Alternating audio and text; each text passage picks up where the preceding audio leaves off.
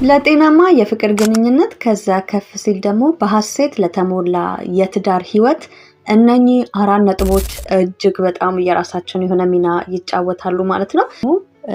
የይቅርታ ልብ እጅግ በጣም አስፈላጊ ነው። በህይወት ከሰው ጋር አይደለም ከራሳችን ጋር እንኳን አንዳንዴ ይሄን ነገር ምን ሆኜ ነው ያደረኩት ምናምን የምንለው ነገር ይኖራል አይደል? ግን ደግሞ ከፍቅር አጋራችን አለም ከባለቤታችን ጋር ደግሞ ማንም ሰው ፍጹም አይደለም። የፍቅር ግንኙነትን መምራት ለምትፈልጉ በሙሉ ይሄ ቪዲዮ ለእናንተ ነው ማለት ነው። አንዳንዴ የሚሰማንን ነገር እኛ ከአንደበታችን አውጥተን ሳንገልጽ የፍቅር አጋሬ ቢረዳኝ ወይም ደግሞ ብትረዳኝ የምንለው ነገር ፍቅራችንን እንደሚጎዳብን ማወቅ መቻል አለብን ማለት ነው። እና መነጋገር እጅግ በጣም አስፈላጊ ነው ማለት ነው።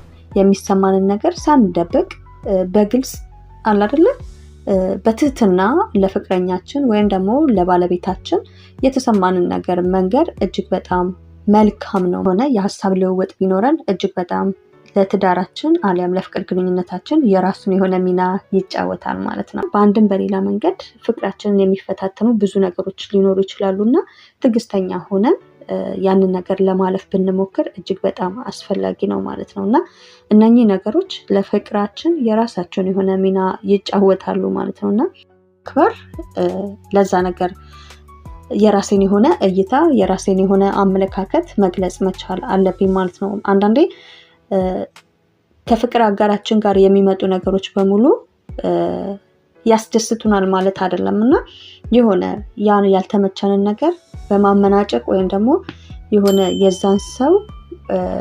የዛን ሰው ሪስፔክት በሚያሳጣ መንገድ ወይም ለዛ ሰው ክብሩን በሚያሳጣ መንገድ አይደለም የኛን ፍላጎት መግለጽ ያለብን እና ይሄ መከባበር የሚባለው ነገር እጅግ በጣም የራሱን የሆነ ሚና ይጫወታል ማለት ነው። በፍቅራችንም ባለንበት የትዳር ሁኔታ ውስጥ ማለት ነው። ሌላኛውና ሶስተኛው ነገር ደግሞ በፍቅር ግንኙነት አሊያም በትዳራችን ላይ ትልቁን ሚና የሚጫወተው መተማመን ነው። መተማመን እጅግ በጣም የራሱ ሚና ይጫወታል ማለት ነው። ያለ መተማመን ግንኙነት ሊዘልቅ አይችልም።